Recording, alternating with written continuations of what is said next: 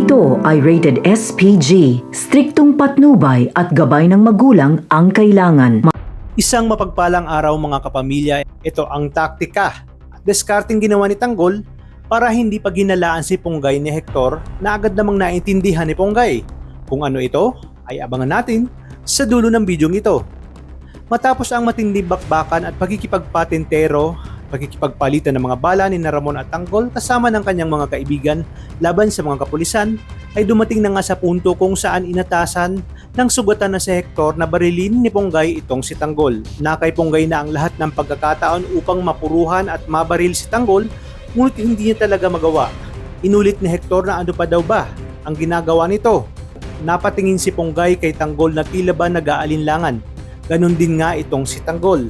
Habang si Ramon naman ay muling makakaharap si Rigor. Bumalik lahat kay Ramon ang kanyang naging huling engkwentro kay Rigor.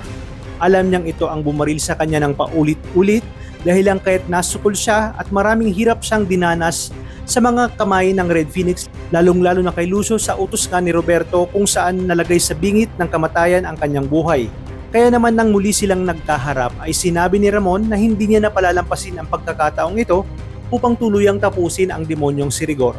Sumagot naman si Rigor na si Ramon ang demonyo at masamang damo kung bakit hindi pa daw ito mamatay-matay. Ngayon daw ay sisiguraduhin niyang tatapusin niya na ito kasama ng demonyo nitong anak na si Tanggol. Kaya naman nagkaroon sila ng engkwentro. Dito naghamon si Ramon at sinabi kay Rigor na matapang lang ito dahil may mga kasamahan siya at maraming backup.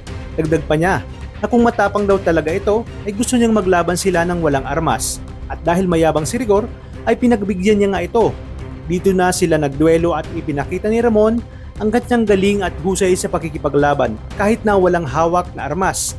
Hindi umubra sa kanya si Rigor at kaliwat kanan niya itong sinapak, binugbog at tinadyakan ng paulit-ulit hanggang sa malumpo itong si Rigor at mabasag ang kanyang muka.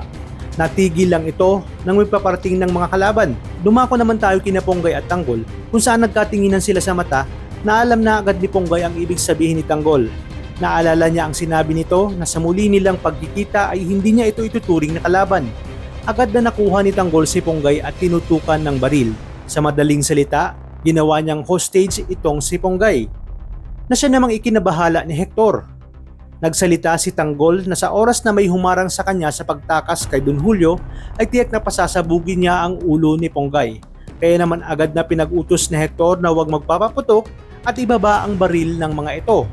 Alam nating mahalaga si Ponggay kan Hector, kaya ganito na lamang siya magprotekta dito.